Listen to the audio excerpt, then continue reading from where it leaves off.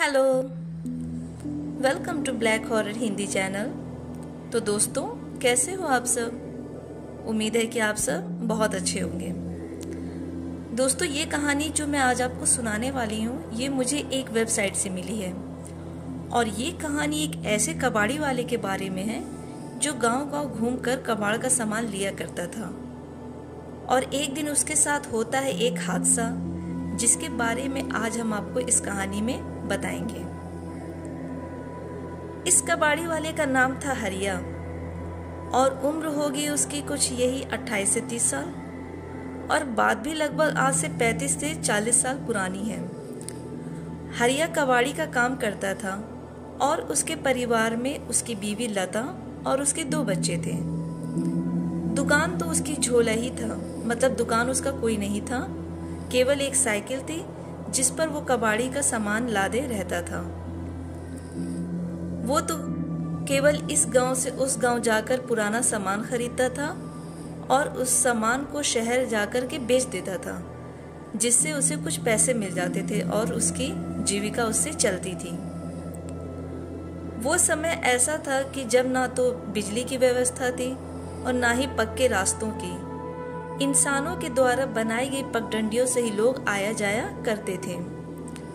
हरिया भी उन्हीं रास्तों का इस्तेमाल करता था एक जगह से दूसरी जगह जाने में। ऐसे ही एक दिन की बात है जब सुबह सुबह ही हरिया दूसरे गांव में कबाड़ का सामान लेने के लिए निकल गया।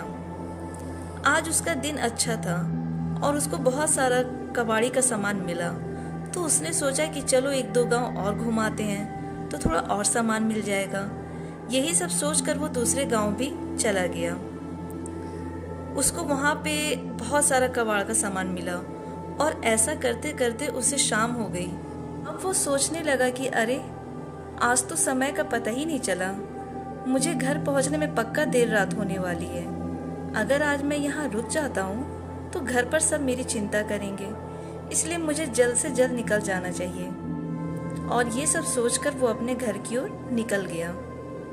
वैसे वो अपने गांव से काफी दूर आ गया था और तकरीबन 3 से 4 घंटे उसको लगने वाले थे उसको गांव तक पहुंचने में। हे भगवान, आज काम के चक्कर में बहुत लेट हो गया हूँ। घर पर लता और बच्चे मेरी राह देख रहे होंगे। मुझे जल्द से जल्द घर पहुंच जाना चाहिए।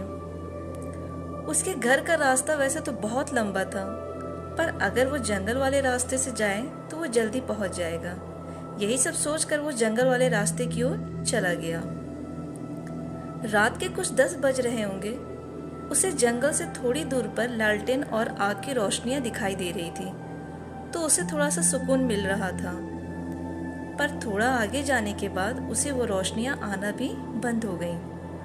अब हरिया धीरे धीरे आगे बढ़ रहा था, पर उसके सामान की वजह से वो थोड़ा थक भी जा रहा था, तो वो थोड़ा आराम करता और फिर से चलने लगता।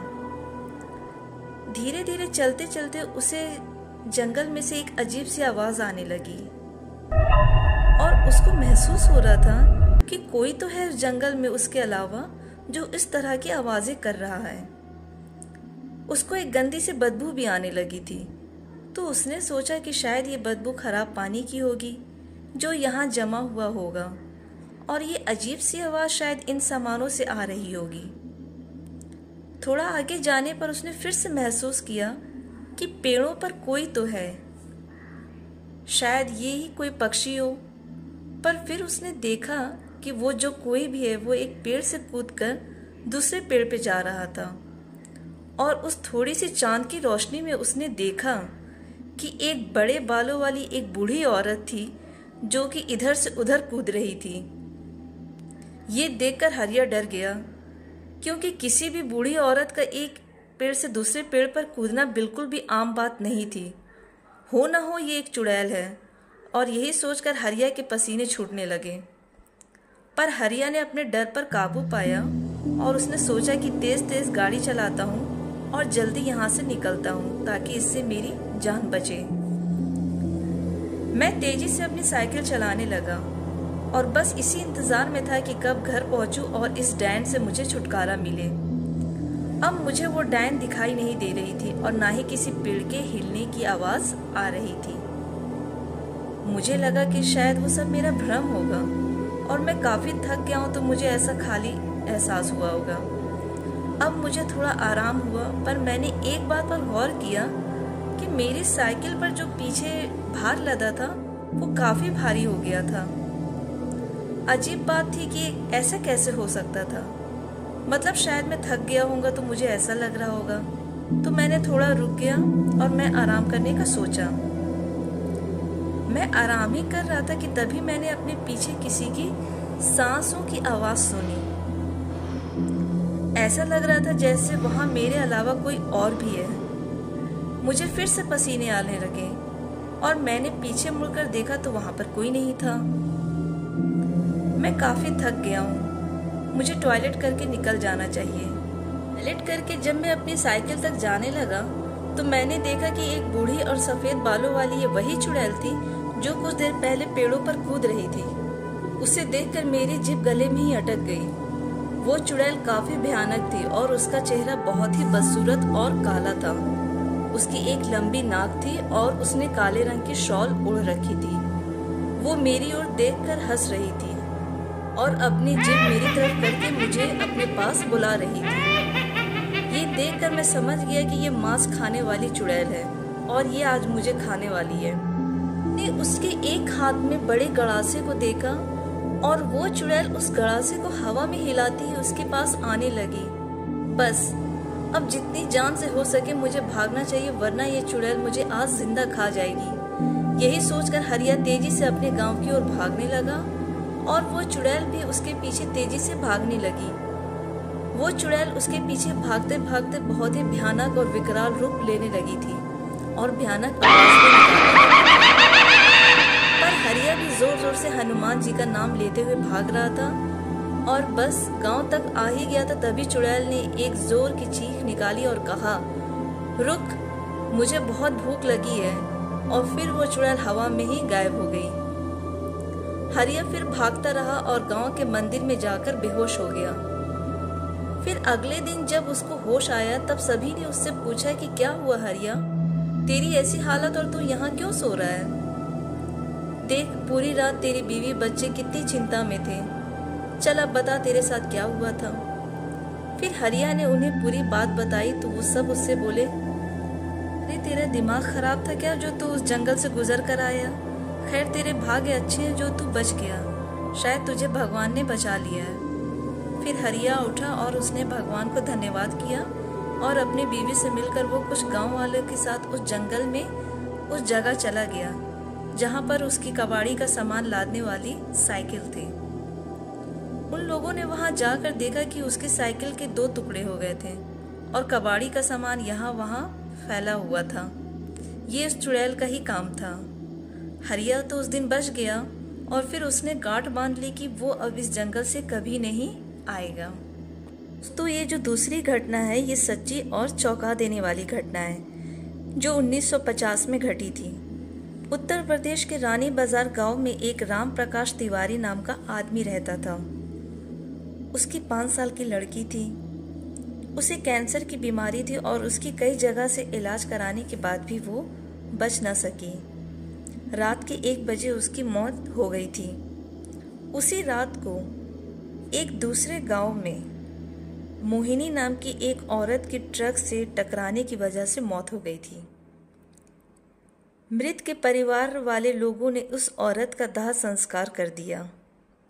दूसरी तरफ जब रानी बाजार में उस मृत लड़की को दफन करने के लिए जंगल में जा रहे थे, अचानक रास्ते में उसके शरीर में कुछ हलचल हुई और वो उठ खड़ी हुई। लोग ये देखकर डर गए, लेकिन बाद में उस लड़की को जिंदा देखकर उसके परिवार के लोग बहुत खुश हो गए थे। लेकिन लोगों को ये पता नहीं था कि उस लड़की के शरीर को किसी और की आत्मा ने जकड़ लिया है। उस 5 साल की लड़की के अंदर मोहिनी की आत्मा आ चुकी थी। वो अलग जगह पर आकर बहुत दुखी थी और परेशान हो गई थी। उसका खाना खाने में बिल्कुल भी मन नहीं लगता था, लेकिन उसकी माँ उसे अपने हाथों से खाना खिला देती थी। एक दिन वो लड़की अपनी माँ के साथ उसके मामा जी के घर जा रही थी और रास्ते में अचानक वो जगह आई जहाँ मोहिनी की ट्रक से मौत हो गई थी। उस बच्ची ने अपनी माँ को इशारा करके बताया कि ये रास्ता उसके गांव की तरफ जाता है। उसकी माँ ने उसकी बातों को अनसुना कर दिया और अपने मामा जी के घर पहुंच गई। उसके मामा जी के घर पास मोहिनी के गांव की एक औरत सिमरन किसी काम से आई हुई थी। मोहिनी की आत्मा ने उसको पहचाना और उसको आवाज देने लगी। सिमरन को लड़की के मुंह से अपना नाम सुनकर के बहुत हैरानी हुई। सिमरन के पूछने पर उस लड़की ने उसको अपनी पूरी घटना बता दी और बोली कि मेरी मौत से पहले ही मेरे घर वालों ने मुझे जला दिया और इस बच्ची के खाली शरीर को देखकर इसमें मैं रहने लगी हूँ। जब सिमरन ने ये बात सुनी तो उसने अपने गांव में जाकर सारे गांव वालों को ये बातें बता दी और उसका पूरा परिवार मोहिनी से मिलने के लिए आ गया। उस लड़की ने सबको पहचान लिया। वो अपने पूरे परिवार के साथ अपने गांव चली गई और उसने वापस रानी बाजार आने के लिए बिल्कुल भी मना कर दिया, लेकिन लोगों के समझाने पर वो मान गई और इस तरह वो दोनों परिवारों के साथ रहने लगी। इस कहानी से पता चलता है कि कभी किसी की अधूरी इच्छा पूरी ना हुई हो तो उसकी आत्मा किसी और के शरीर में जा सकती है। दोस्तों, अगर आपने इस दूसरी कहानी को कहीं सुना या पढ़ा है तो मुझे कमेंट बॉक्स में ज़रूर बताइएगा। तो दोस्तों, कैसी लगी ये दोनों कहानी हमें कमेंट बॉक्स में ज़रूर बताइएगा। इस वीडियो को लाइक शेयर कीजिएगा और हमारे चैनल को सब्सक्राइब कर लीजिए और जो वो बेल आइकन है उस पर क्लिक कर दीजिए ताकि अगले वीडियो की नोटिफिकेशन आपको मिल सके। और दोस्तों, अगर आप चाहते हैं कि आपकी कहानी को मैं अपनी आवाज़ दूं तो आप अपनी कहानी मुझे मेरे ईमेल आईडी पे या मेरे इंस्टाग्राम पे मुझे भेज सकते हैं। दोनों का लिंक मैंने डिस्क्रिप्शन बॉक्स में दे दिया है। तब तक के लिए बाय एंड टेक केयर।